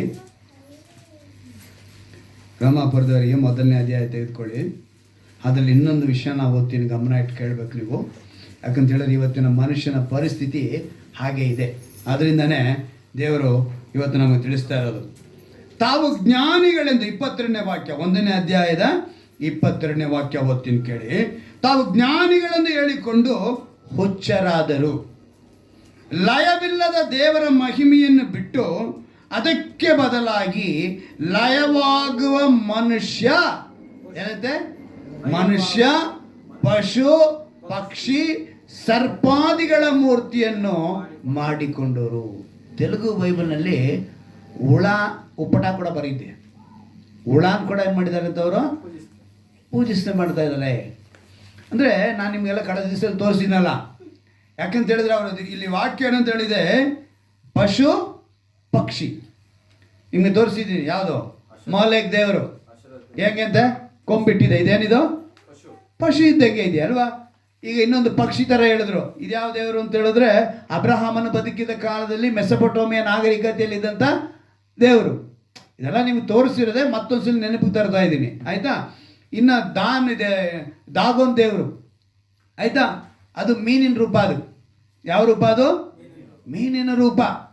ಇನ್ನು ಈ ಮೋಲೆಕ್ ದೇವರಿಗೆ ಇನ್ನೊಂದು ರೂಪ ಕೊಟ್ಟಿದ್ರು, ಅಗ್ನಿ ದೇವರು ಅಂತ.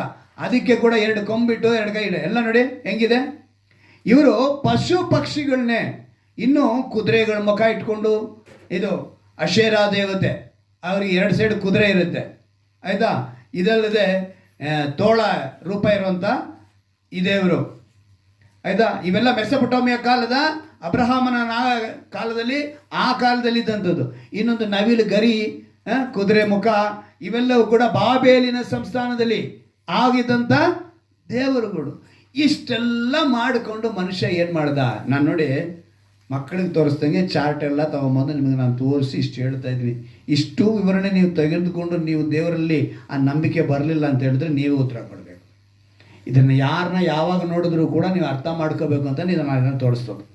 ಈಗ ಇಷ್ಟೆಲ್ಲ ಇದ್ರೂ ಕೂಡ ಇವರೇನು ಮಾಡ್ತಾ ಇಲ್ಲ, ದೇವರ ಮೇಲೆ ನಂಬಿಕೆ ಬರಲಿಲ್ಲ.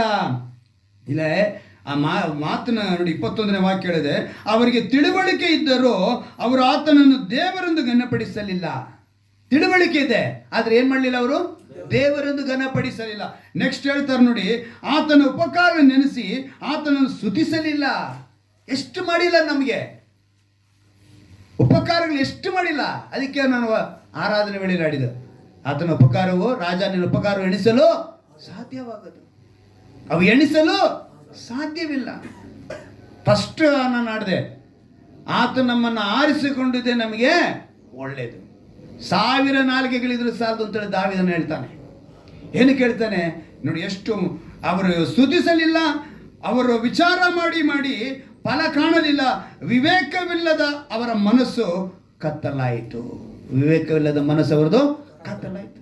ನಾವೆಲ್ಲ ಭಾರತೀಯರು ಅಂತ ಹೇಳ್ತೀವಿ, ಎಂದೇಳಿದ ಮೇಲೆ ಅಣ್ಣ ತಮ್ಮಂದ್ರಂತೆ ಇರಬೇಕು ಅಂದ್ಕೊತೀವಿ. ಆದರೆ ಇಡೀ ಭೂಮಿ ಮೇಲೆ ದೇವರು ಒಬ್ಬನೇ ಅಂತ ಹೇಳುವಾಗ ಅನೇಕ ಪಂಗಡಗಳು ಉಂಟಾಗಿ ಇವತ್ತು ಮನುಷ್ಯನ ಮಾಡಿಕೊಂಡು ಮನುಷ್ಯ ಒಬ್ಬರ ಮೇಲೆ ಒಬ್ಬರು ಏನು ಮಾಡ್ತಾನೆ, ಏನು ದ್ವೇಷನ, ಅಸೂಯನ, ಇವೆಲ್ಲವೂ ಕೂಡ ನಮ್ಮನ್ನು ಸರಿಪಡಿಸ್ಕೊಳ್ಳೋದಕ್ಕೆ ದೇವರು ಇವತ್ತು ಹೇಳ್ತಿದ್ದಾರೆ. ಈಗ ಮಧ್ಯದಲ್ಲಿ ಒಂದು ವಿಡಿಯೋ ನೋಡಿರ್ತೀರ, ಒಂದು ಅಗೋರಿದು. ಆ ಅಗೋರಿ ಬಂದ್ಬಿಟ್ಟು ಕತ್ತಿ ಹಿಡ್ಕೊಂಡು ಏನು ಮಾಡಿ ಹೇಳ್ತಾರೆ, ಎಲ್ರೂ ಯಾರನ್ನ, ಕ್ರೈಸ್ತರನ್ನ ನಾನೇನು ಮಾಡ್ತೀನಿ ಏನ್ರಿ, ಕೋಟಿಗಟ್ಟಲೆ ಜನ ಇದ್ದಾರೆ ರೀ ಕ್ರೈಸ್ತರು, ಕೋಟಿಗಟ್ಟಲೆ ಮುಸ್ಲಿಮರು ಇದ್ದಾರೆ. ಆ ಒಂದೇ ಒಂದು ಕತ್ತಿಯಿಂದ ಕಟ್ ಮಾಡ್ಬಿಡಕ್ಕಾಗ್ಬಿಡ್ತಾ? ಒಂದು ಮಾತಿಗೆ ಒಂದು ಬೆಲೆ ಇಲ್ವಾ? ಅದೇನೋ ಬಾಯಿಗೆ ಬಂದಂಗೆ ಆಕೆ ಹೇಳೋದನ್ನ ಇವರು ವಿಡಿಯೋ ಮಾಡಿ ವೈರಲ್ ಮಾಡಿ. ಅಂದರೆ ಇವತ್ತು ಮನುಷ್ಯ ಎಲ್ಲಿದ್ದಾನೆ, ಒಂದು ದ್ವೇಷವನ್ನು ಬಿತ್ತುವನಾಗಿದ್ದಾನೆ. ಯೇಸುವನ್ನು ಹಿಂಬಾಲಿಸುವರು ನೋಡಿ, ನಾನು ಇನ್ನೊಂದು ಹೇಳ್ತೀನಿ, ಅದು ಮಾತ್ರ ಅಂತಲ್ಲ, ಈಗ ಯೇಸುವನ್ನು ಯಾರನ್ನ ಹಿಂಬಾಲಿಸು ಅಂತ ಹೇಳಿ ಬಲವಂತವಾಗಿ ಕೂಡ ನಮ್ಮವ್ರು ಕೂಡ ಯಾರನ್ನೂ ಬಲವಂತ ಕರಿಬಾರ್ದು. ಇನ್ನೊಂದು, ಅವರ ಬಲಹೀನತೆಯನ್ನು ಕ್ಯಾಚ್ ಮಾಡಿಕೊಂಡು ಅವರ ಬಲಹೀನತೆಯನ್ನು ಹಿಡಿದುಕೊಂಡು ನಿಮ್ಮ ಮಕ್ಕಳಿಗೆ ನಾವು ಸಹಾಯ ಮಾಡ್ತೀವಿ ಬನ್ನಿ ಅಂತ ಹೇಳಬಾರ್ದು. ನಿಮ್ಮ ಮಕ್ಕಳಿಗೆ ನಾವು ವಿದ್ಯಾಭ್ಯಾಸಕ್ಕೆ ಸಹಾಯ ಮಾಡ್ತೀವಿ ಅಂತಲೂ ಹೇಳಬಾರ್ದು. ನಮ್ಮ ಸಭೆಗೆ ಬಂದರೆ ನಿಮಗೆ ದೇವರು ಸಾಲ ತೀರಿಸ್ಬಿಡ್ತಾರೆ ಅಂತಲೂ ಹೇಳಬಾರ್ದು. ದೇವರ ಹತ್ರ ಬನ್ನಿ, ಸಾಲ ತೀರಿಸುವುದಕ್ಕೆ ದಾರಿ ತೋರಿಸ್ತಾರೆ ಅಂತ ಹೇಳಬೇಕು. ದೇವರ ಹತ್ರ ಬನ್ನಿ, ಡಾಕ್ಟರ್ ಕೈಯಿಂದ ಆಗದೆ ಇರುವಂಥ ಒಂದು ವಾಸಿ ಆಗದೆ ಇರುವಂಥ ಕಾಯಿಲೆನ ವಾಸಿ ಮಾಡುವುದಕ್ಕೆ ದೇವರು ಶಕ್ತಿಯುಳ್ಳ ದೇವರು ಅಂತ ಹೇಳಬೇಕು. ಆದರೆ ಯೇಸು ಹತ್ರ ಬಂದ್ಬಿಟ್ರೆ ನೀನು ಅಲ್ಲಿ ಆಪ್ರೇಷನ್ ಮಾಡಬೇಡ, ಇಲ್ಲಿ ಆಪ್ರೇಷನ್ ಇಲ್ಲ ನಡೆಯುತ್ತೆ ಅಂತ ಹೇಳಬಾರ್ದು. ಏನು ಮಾಡ್ತಾರೆ, ನಾವು ಹೇಳುವಂಥ ಮಾತುಗಳಿಂದ ಒಂದು ಕಾಲದಲ್ಲಿ ಒಂದು ಪದನ ಬಳಕೆ ಮಾಡಿದ್ರು, ಇನ್ನೊಂದು ಕಾಲದಲ್ಲಿ ಇನ್ನೊಂದು ಪದವನ್ನು ಬಳಕೆ ಮಾಡ್ತಿದ್ದೀವಿ. ಆದರೆ ಎರಡನ್ನು ಸಮವಾಗಿ ತೂಗ ಹಾಕಬಾರ್ದು. ಅವ್ರನ್ನ ಯಾವ ರೀತಿಯಾಗಿ ಇದು ರಕ್ಷಣೆಗಳು ತರಬೇಕು ಅಂತ ಹೇಳಿದ್ರೆ, ಮೊದಲನೇದಾಗಿ ನಮಗೆ ನಾವು ಆ ಬಲಹೀನತೆಯಿಂದ ನಾವು ಬಿಡುಗಡೆ ಹೊಂದಿರಬೇಕು. ನಾವು ದೇವರಲ್ಲಿ ಶಾಂತಿ ಉಳ್ಳವರಾಗಿರಬೇಕು, ಸಮಾಧಾನ ಉಳ್ಳವರಾಗಿರಬೇಕು, ಒಂದು ಸಾಕ್ಷಿಯ ಬದುಕು ನಮಗಿರಬೇಕು. ಆಗ ಅವ್ರೇನು ಮಾಡ್ತಾರೆ, ಆ ಮಾರ್ಗದಲ್ಲಿ ಬರ್ತಾರೆ. ನಮಗೆಲ್ರಿಗೂ ಸಾಲ ಇದೆ, ಇಲ್ಲ ಅಂತ ಹೇಳೋಕ್ಕಾಗುತ್ತಾ? ಆದರೆ ಆ ಸಾಲದಲ್ಲಿ ನಾವು ನೆಮ್ಮದಿಯಾಗಿದ್ದೀವಿ, ಆ ನೆಮ್ಮದಿನ ಅವ್ರಿಗೆ ತೋರಿಸ್ಕೊಡ್ಬೇಕು. ಹಲ್ಲೆಲೂಯಾ. ನಾವೆಲ್ಲರೂ ಸಾಲದಲ್ಲಿದ್ದೀವಿ, ಆದರೆ ಆ ಸಾಲದಲ್ಲಿ ನಾವು ಹೇಗೆ ನೆಮ್ಮದಿಯಾಗಿದ್ದೀವಿ ಅದನ್ನು ಅವ್ರಿಗೆ ತೋರಿಸ್ಕೊಟ್ರೆ ಅವರು ಅವಾಗ ಏನು ಮಾಡ್ತಾರೆ, ದೇವ್ರು ನಂಬುದಕ್ಕೆ. ನಾವು ಸಾಲದಲ್ಲಿ ನೆಮ್ಮದಿ ಇಲ್ದಿರ ನಾವೇನು ಮಾಡ್ತೀವಿ, ಒಬ್ರಿಗೊಬ್ಬರು ಮನೆಯಲ್ಲಿ ಕುಟುಂಬದಲ್ಲಿ ಜಗಳಗಳು ಸಮಸ್ಯೆಗಳನ್ನ ಮಾಡಿಕೊಂಡೇ ಇದ್ದರೆ ಪಕ್ಕದಲ್ಲಿ ಸಾಕ್ಷಿ ಬರಲ್ಲ. ಅವ್ರು ಹೆಂಗೆ ಬರ್ತಾರೆ ದೇವ್ರ ಮಕ್ಕಳಿಗೆ? ನಿನಗೆ ಸಾಲ ಇದೆಯಾ, ಗಂಡ ಹೆಂಡತಿಲ್ಲ ಅನ್ಯೋನ್ಯತೆ ಇರಬೇಕು, ಒಳ್ಳೆ ಸಂಬಂಧ ಇರಬೇಕು, ಕುಟುಂಬದವರೊಂದಿಗೆ, ಸ್ನೇಹಿತರೊಂದಿಗೆ, ಪಕ್ಕದವರೊಂದಿಗೆ, ಎಲ್ಲರೊಂದಿಗೆ ಸಮಾಧಾನದಿದ್ದರೆ, ಹೇ ಇವ್ರ ಹತ್ರ ಸಾಲ ಇದೆ ಆದರೂ ಕೂಡ ಅವ್ರು ಎಷ್ಟು ಸಂತೋಷವಾಗಿದ್ದಾರೆ ಅವ್ರು ನೋಡ್ತಾರೆ, ಅವರು ಅದನ್ನು ಕಲಿತಾರೆ. ಇದನ್ನೇ ನಾವು ಕಲಿಬೇಕು, ಅದನ್ನೇ ದೇವರು ನಮಗೆ ಬಲವಂತವಾಗಿ ಮಾಡಿದ್ರೆ ಅಂಥವ್ರನ್ನ ಕ್ರೈಸ್ತರಂತ ನಾವು ಹೇಳೋದಕ್ಕೆ ಸಾಧ್ಯವಿಲ್ಲ. ದೇವರ ಸೃಷ್ಟಿಯಲ್ಲಿ ಸೂರ್ಯನಿಗೆ ವಿರೋಧವಾಗಿ ನಾವು ಒಂದು ವಿಷಯನೂ ಮಾಡೋಕ್ಕಾಗ್ತಾ ಇಲ್ಲ. ಉದಾಹರಣೆ ಹೇಳ್ತೀನಿ, ಬೇಸಿಗೆಗಾಲದಲ್ಲಿ ಎಷ್ಟು ಜನ ಛತ್ರಿಗೆ ಮೊರೆ ಹೋಗಲ್ಲ ಅಲ್ವಾ? ಬಿಸಿಲು ಜಾಸ್ತಿ ಆಗ್ತಿದ್ದಂಗೆ ಏನು ಮಾಡ್ತೀವಿ, ನಾವು ಛತ್ರಿ ಹಿಡಿತೀವಿ ನೆರಳಬೇಕು ಅಂತ. ಇನ್ನು ಕೆಲವರು ಹೇಳ್ತಾರೆ, ಈ ಮಟ್ಟ ಮಧ್ಯಾಹ್ನದಲ್ಲಿ ಎಲ್ಲ ಹೋಗ್ತಿದ್ಯಾ, ಯಾಕೆ? ಬಿಸಿಲು ಸುಟ್ಟು. ಆ ಸೂರ್ಯನಿಗೆ ವಿಧೇಯನಾಗ್ತಾರೆ, ಆದರೆ ಆ ಸೂರ್ಯನ ಉಂಟು ಮಾಡಿರೋ ದೇವರಿಗೆ ವಿಧೇಯರಾಗಲ್ಲ. ನಮ್ಮವರು ಏನು ಮಾಡಲ್ಲ, ಸೂರ್ಯನ ಉಂಟು ಮಾಡಿರೋ ದೇವರಿಗೆ ವಿಧೇಯರಾಗಲ್ಲ. ಆವಾಗ ಎಲ್ಲಿ ನೀನು ಈಗ ದೇವ್ರನ್ನ ಯಾಕೆ ನಂಬಬೇಕು? ಈ ಸೃಷ್ಟಿ ಅಷ್ಟು ಭಯಂಕರವಾಗಿದೆ, ಸುತ್ತಲೂ ಕೂಡ ಅವು ತಮ್ಮ ತಮ್ಮ ಕೆಲಸನ ಯಾವುದು ತಪ್ಪದೆ, ಚಾಚು ತಪ್ಪದೆ ಮಾಡುತ್ತೆ. ಗುಡುಗಾಗ್ಬೋದು, ಸಿಡಿಲಾಗ್ಬೋದು, ಎಲ್ಲವೂ ಕೂಡ. ದೇವರು ನಿಮ್ಮನ್ನು ಇವತ್ತು ಎಚ್ಚರಿಕೆಪಡಿಸ್ತಾರೆ.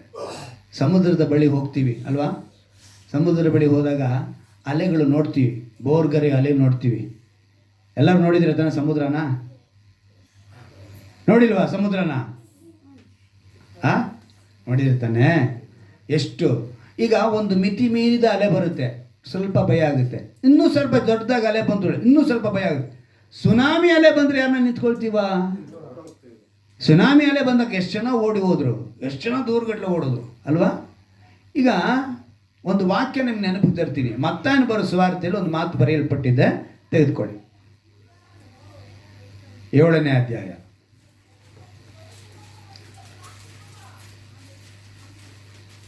ಮತ್ತಾಯನ ಬರೋ ಸುವಾರ್ತೆ 7ನೇ ಅಧ್ಯಾಯ 26ನೇ ವಾಕ್ಯನ ಹಂಗೆ ಇಟ್ಕೊಳ್ಳಿ, ಓದಬಾರ್ದು ಆಯ್ತಾ? ಇನ್ನೊಬ್ರು ಯೆರೆಮೀಯನ ಗ್ರಂಥ 5ನೇ ಅಧ್ಯಾಯ 21ನೇ ವಾಕ್ಯನ ತೆಗೆದುಕೊಳ್ಳಿ. ಈಗ ಮತ್ತಾಯನ ಬರೋ ಸುವಾರ್ತೆ 7ನೇ ಅಧ್ಯಾಯ 26ನೇ ವಾಕ್ಯ ಓದಿ. ಆದರೆ ಈ ನನ್ನ ಮಾತುಗಳನ್ನು ಕೇಳಿಯೂ ಅವುಗಳಂತೆ ನಡೆಯದೆ ಪ್ರತಿಯೊಬ್ಬನು ಕುಸುಬಿನ ಮೇಲೆ ಮನೆಯನ್ನು ಕಟ್ಟಿಕೊಂಡ ಬುದ್ಧಿಹೀನ ಮನುಷ್ಯನನ್ನು ಹೋಲುವನು. ಸಾಕು. ಈ ಮಾತು ಏನಂತ ಬರೆಯಲ್ಪಟ್ಟಿದೆ? ದೇವರ ಮಾತನ್ನ ಕೇಳಿದಿರೋನು ಯಾವುದ್ರಲ್ಲಿ ಮನೆ ಕಟ್ಕೊಂಡಂತೆ? ಉಸು ಬಂದ್ರೆ ಏನು? ಮರಳು ಆಯ್ತಾ? ಮರಳು ಮೇಲೆ, ಆ ಮರಳಿನ ಮೇಲೆ ಮನೆ ಕಟ್ಟದ ಹೆಂಗೆ ಅಂತ. ಇವಾಗ ಯೆರೆಮೀಯ 5ನೇ ಅಧ್ಯಾಯನ ನೀವು ತೆಗೆದುಕೊಳ್ಳುವಾಗ ಅಲ್ಲಿ 21ನೇ ವಾಕ್ಯ ಏನಂತ ಬರೆದಿದೆ ಅಲ್ಲಿ ಓದಿ. ಹೀಗೆ ಪ್ರಕಟಿಸಿರಿ, ಇದ್ದರೂ ಕಾಣದ, ಕಿವಿ ಇದ್ದರೂ ಕೇಳದ, ಇಲ್ಲದ ಮೂಢ ಜನರೇ, ಯೆಹೋವನ ಈ ಮಾತನ್ನು ಕೇಳಿರಿ. ನನಗೆ ಅಂಜುವುದಿಲ್ಲವೋ, ಎದುರಿಗೆ ನಡುಗುವುದಿಲ್ಲವೋ? ಸಮುದ್ರವು ದಾಟದ ಹಾಗೆ ಅದಕ್ಕೆ ಮರಗಳನ್ನು ನಿತ್ಯ. ಸರಿಯಾಗಿ ಓದಬೇಕು. ಸಮುದ್ರ ದಾಟದ ಹಾಗೆ ಅದಕ್ಕೆ ಮರಗಳನ್ನು ಏನಂತ ಹಾಕಿದ್ದಾರೆ? ಮರಳನ್ನು. ಅದಕ್ಕೆ ಹೇಳೋದು 55 ವರ್ಷ ನನಗೆ ಕಣ್ಣು ಸರಿಯಾಗಿ ಕಾಣಿಸ್ತಾ ಇದೆ. ಏನಂತ ಇದೆ ಅಲ್ಲಿ? ಮರಳನ್ನು. ಸಮುದ್ರ ದಾಟದ ಹಾಗೆ ಯಾವ್ದನ್ನ ಹಾಕಿದ್ದಾರೆ?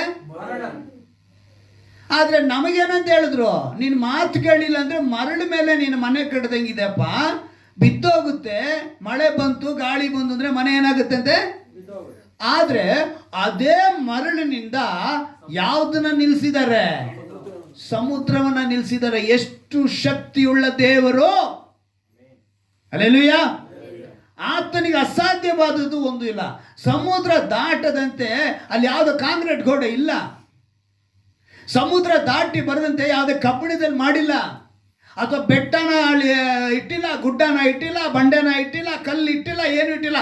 ಇಟ್ಟಿರೋದೇ ಮರಳು, ಉಸುಬು. ಆದ್ರೆ ಅವು ಏನು ಮಾಡ್ತಾ ಇಲ್ಲ, ದಾಟಿ ಬರ್ತಾ ಇಲ್ಲ ರೀ. ಎಷ್ಟು ಶಕ್ತಿ ಉಳ್ಳ ದೇವರು! ನೀನು ನಂಬಬೇಕೋ ಬೇಡಬೇಕಾ ದೇವ್ರನ್ನ? ಹಲ್ಲೆಲೂಯಾ. ನೀನು ಆರಾಧಿಸುವ ದೇವರು ಅಷ್ಟು ಶಕ್ತಿ ಉಳ್ಳ ದೇವರು. ನೀನು ನಂಬಬೇಕದನ್ನು. ಯಾಕಂದರೆ ನಮ್ಗೆ ರಕ್ತ ಕೊಟ್ಟಿದ್ದಾರೆ, ನಮಗೋಸ್ಕರ ಸುರಿಸಿದ್ದಾರೆ, ನಮಗೋಸ್ಕರ ಬಲಿಯಾಗಿದ್ದಾರೆ, ಇದು ಇದೆ. ಆದರೆ ಇನ್ನೂ ನೀನು ನಂಬಬೇಕಾಗಿರೋದು ಸೃಷ್ಟಿಯ ಕ್ರಮಗಳನ್ನ. ಅದನ್ನು ನೋಡಿ ನಿನಗೆ ನಡುಕ ಬರಬೇಕು. ಅವೆಲ್ಲವೂ ಕೂಡ ದೇವರ ಮಾತನ್ನ ಕೇಳ್ತಾ ಇದೆ. ಆದರೆ ನಾನೇನು ಮಾಡ್ತಾ ಇದ್ದೀನಿ? ಮೊಂಡತನ. ಇನ್ನೂ ನಮಗೆ ಮೊಂಡತನದ ಪಾಪಗಳು. ಇನ್ನೂ ನಾವು ಧೈರ್ಯವಾಗಿ ಮಾಡ್ತೀವಿ ಕೆಲವು ಪಾಪಗಳನ್ನ. ಹೇಗೆ ಮಾಡ್ತೀರಾ? ಭಯ ಇಲ್ಲ. ಕಾರಣ ಏನು? ಸರಿಯಾದ ನಂಬಿಕೆ ಇಲ್ಲ ದೇವರ ಮೇಲೆ. ಯಾಕೆ ನಂಬಿಕೆ ಇಲ್ಲ ಅಂದರೆ ಅವರ ನಿತ್ಯ ಶಕ್ತಿಯನ್ನು, ಅವರ ಒಂದು ಆ ಪವರ್ನ ನಾವೇನು ಮಾಡ್ತಿಲ್ಲ, ಗ್ರಹಿಸ್ತಾ ಇಲ್ಲ. ದೇವರು ಎಚ್ಚರಿಕೆ ಪಡಿಸಿ ಹೇಳ್ತಿದ್ದಾರೆ. ನಾವೆಲ್ಲ ಅವ್ರ ಮುಂದೆ ತುಂಬ ಸಣ್ಣವರು. ಈ ಭೂಮಿ ತುಂಬ ಚಿಕ್ಕದು. ಈ ಭೂಮಿ ಎಷ್ಟಿದೆ? ತುಂಬ ಚಿಕ್ಕದು.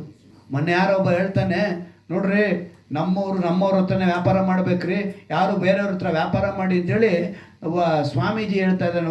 ಏನೋ ದೀಕ್ಷೆ ತೆಗೆದ್ರು ಯಾರೋ ಒಬ್ಬ ವ್ಯಕ್ತಿ ಹೇಳ್ತಿದ್ದಾನೆ. ಆ ರೀತಿ ಹೇಳಿ ಅವನು ಏನು ಮಾಡ್ತಿದ್ದಾನೆ ಅಂತ ಹೇಳಿದ್ರೆ, ಆ ವಿಡಿಯೋನ ಯೂಟ್ಯೂಬಲ್ಲಿ ಹಾಕಿದ್ದಾನೆ, ಇನ್ಸ್ಟಾಗ್ರಾಮಲ್ಲಿ ಹಾಕಿದ್ದಾನೆ. ನಾನು ಕೇಳ್ತೀನಿ ಇವಾಗ ಪ್ರಶ್ನೆ, ನೀನು ನಮ್ಮವ್ರ ಹತ್ರನೇ ವ್ಯಾಪಾರ ಮಾಡಬೇಕು ಅಂತ ಹೇಳೋನು, ನೀನು ಯಾಕಯ್ಯ ಯೂಟ್ಯೂಬ್ನಲ್ಲಿ ಹಾಕೋದೆ? ನೀನು ಎಲ್ಲಯ್ಯ ಯೂಟ್ಯೂಬ್ ಕಂಡಿಡ್ದಿದ್ಯಾ? ಯೂಟ್ಯೂಬ್ ಕಂಡಿರೋನು ಯಾರಯ್ಯ? ನಿಮ್ಮವನಾ? ಇನ್ಸ್ಟಾಗ್ರಾಮ್ ಕಂಡಿದ್ರು ನಿಮ್ಮವನಾ? ಫೇಸ್ಬುಕ್ ಕಂಡಿರೋ ನಿನ್ನವನಾ? ಮೊಬೈಲ್ ಕಂಡಿದ್ದು ನಿನ್ನವನಾ? ನೀನು ಇದನ್ನೆಲ್ಲ ನೀನು ಬೇರೆ ಒಂದು ಇಟ್ಕೊಂಡು ನೀವು ನಮ್ಮವ್ರ ಹತ್ರನೇ ವ್ಯಾಪಾರ ಮಾಡಬೇಕು, ನಮ್ಮವರೇ ಇರಬೇಕು. ಈ ನಡುವೆ ಅದೊಂದು ನಡೀತಾ ಇದೆ, ದೇವಸ್ಥಾನಗಳ ಹತ್ರ ನಮ್ಮವರೇ ಇರಬೇಕು ಅಂತಾರೆ. ಎಲ್ಲಿಂದ ಬಂತು ನಿಮ್ಮವರು? ಆಕ್ಸಿಡೆಂಟ್ ಆಗಿ ಬಿದ್ದರೆ ಎಲ್ಲರ ರಕ್ತ ಒಂದೇ ರಕ್ತ ಅಲ್ವಾ? ಅಲ್ಲಿ ಬಂದ್ಬಿಟ್ಟು ನಮ್ಮವನು ಬಂದ್ಬಿಟ್ಟು ಟ್ರೀಟ್ಮೆಂಟ್ ಮಾಡಬೇಕು ಅಂದರೆ ಯಾರೂ ಇಲ್ಲ. ಅರ್ಥ ಮಾಡಿಕೊಳ್ಬೇಕು. ಮನುಷ್ಯರಲ್ಲಿ ಇವತ್ತು ದ್ವೇಷವೆಂಬ ಬೀಜವನ್ನು ಬಿತ್ತುವಂಥ ತುಂಬ ಜನ ಇದ್ದಾರೆ. ಸತ್ಯವೇದ ಎಚ್ಚರಿಕೆ ಪಡಿಸ್ತಾ ಇದೆ. ಮತ್ತಾಯನ ಬರೋ ಸುವಾರ್ತೆಯಲ್ಲಿ 13ನೇ ಅಧ್ಯಾಯದಲ್ಲಿ ಒಂದು ಮಾತು ಬರೆಯಲ್ಪಡ್ತಾ ಇದೆ ನೋಡಿ. ಮತ್ತಾಯನ ಬರೋ ಸುವಾರ್ತೆ 13ನೇ ಅಧ್ಯಾಯ ಅದರಲ್ಲಿ 24ನೇ ವಾಕ್ಯವನ್ನು ಓದ್ತೀನಿ ಕೇಳಿ. ಆದರೆ ಜನರು ನಿದ್ರೆ ಮಾಡುವ ಕಾಲದಲ್ಲಿ ಅವನ ವೈರಿಯು ಬಂದು ಗೋಧಿಯ ನಡುವೆ ಹಣಜಿ ಬಿತ್ತಿ ಹೋದನು. ಯಾವುದು ಬಿತ್ತಿ ಹೋದನಂತೆ? ಇವತ್ತು ಅದೇ ಥರ ದ್ವೇಷವೆಂಬ ಬೀಜವನ್ನು ಬಿತ್ತುವಂಥ ಅನೇಕರಿದ್ದಾರೆ. ಯಾವುದರ ಮಧ್ಯದಲ್ಲಿ? ಗೋಧಿಯ ಮಧ್ಯದಲ್ಲಿ ಹಣಜಿ ಬೆಳೀತಾ ಇದೆ. ಅಲ್ಲಿ ದೇವರೊಂದು ಮಾತನ್ನ ಹೇಳ್ತಾರೆ ನೋಡಿ. ಎಂಥ ಮಾತನ್ನು ಹೇಳ್ತಾರೆ ಅಂತ ಹೇಳಿದ್ರೆ, ಆಗ ಯಜಮಾನನ ಆಳುಗಳು ಅವನ ಬಳಿಗೆ ಬಂದು, ಅಯ್ಯ, ನೀನು ನಿನ್ನ ಹೊಲದಲ್ಲಿ ಒಳ್ಳೆಯ ಬೀಜ ಬಿತ್ತಿದೆಯಲ್ಲ, ಹಣಜಿ ಎಲ್ಲಿಂದ ಬಂತು ಎಂದು ಕೇಳಲು, ಈ ಭೂಮಿ ಮೇಲೆ ದೇವರು ಗೋಧಿಯನ್ನೇ ಬಿತ್ತಿದ್ದು, ಆದರೆ ಹಣಜಿ ಎಲ್ಲಿಂದ ಬಂತು ಅಂದರೆ ಒಳ್ಳೆಯ ಮನುಷ್ಯರನ್ನೇ ದೇವರು ಉಂಟು ಮಾಡಿದ್ದು, ಆದರೆ ಎಲ್ಲಿಂದ ಬಂತು? ಮನುಷ್ಯ ಯಾವಾಗ ಅವಿಧೇಯನಾಗ್ತಾನೋ ಆವಾಗ ಹಣಜಿ ಬೆಳಕೊಂತು. ಹಣಜಿ ಬೆಳೆಯುವುದಕ್ಕೆ ಕಾರಣ ಯಾರು? ಮನುಷ್ಯ. ತಾನು ಇಲ್ಲಿ ನಿದ್ದೆ ಮಾಡುವನು ಅಂತ ಹೇಳಲ್ಪಟ್ಟಿದೆ. ನೀನು ಏನಾಗಿದ್ಯಾ? ಅವಿಧೇಯನಾದಾಗ ಹಣಜಿ ಬಂದುಬಿಡ್ತು. ಹಣಜಿ ಬಂದು ಏನು ಮಾಡ್ತಾನೆ ನೋಡಿ. ಹಣಜಿ ಎಲ್ಲಿಂದ ಬಂತು ಎಂದು ಕೇಳಲು ಅವನು, ಇದು ಒಬ್ಬ ವೈರಿ ಮಾಡಿದ ಕೆಲಸ. ಯಾರು? ಶತ್ರುವಾಗಿರುವಂಥ ಸೈತಾನ, ಅವನು ಮಾಡಿರೋ ಕೆಲಸ. ಹಾಗಾದರೆ ನಾವು ಅದನ್ನು ಆರಿಸಿ ತೆಗೆಯೋಣ ಎಂದು ಕೇಳಲು ಅವನು ಬೇಡ. ಏನಂತೆ? ಬೇಡ. ಯಾಕೆ ಬೇಡ ಅಂತ ಹೇಳಿದ್ರೆ, ಹಣಜಿಯನ್ನು ಆರಿಸಿ ತೆಗೆಯುವಾಗ ಅದರ ಸಂಗಡ ಗೋಧಿಯನ್ನೆಲ್ಲಾದರೂ ಕಿತ್ತೀರಿ, ಸುಗ್ಗಿ ಕಾಲದ ತನಕ ಎರಡೂ ಕೂಡ ಬೆಳೆಯಲ್ಲಿ. ಅದಕ್ಕೆ ನಾನು ಹೇಳಿದ್ದು, ಈ ತಿಂಗಳು ವಾಗ್ದಾನ ಮಾಡೋ ಹೇಳಿದ್ರು, ತನ್ನ ಕಾರ್ಯವನ್ನು ಸಾಧಿಸುವ ದಿನ ಬರ್ತಾ ಇದೆ. ಜ್ಞಾಪಕ ಪುಸ್ತಕದಲ್ಲಿ ಯಾರ್ಯಾರ ಹೆಸರು ಬರೆದಿರಲ್ವೋ ನಿತ್ಯ ಜೀವಕ್ಕೆ ಸೇರುವುದಿಲ್ಲ. ದೇವರು ಮಾತು ಕೊಟ್ಟಿದ್ದಾರೆ. ಏನಂತ?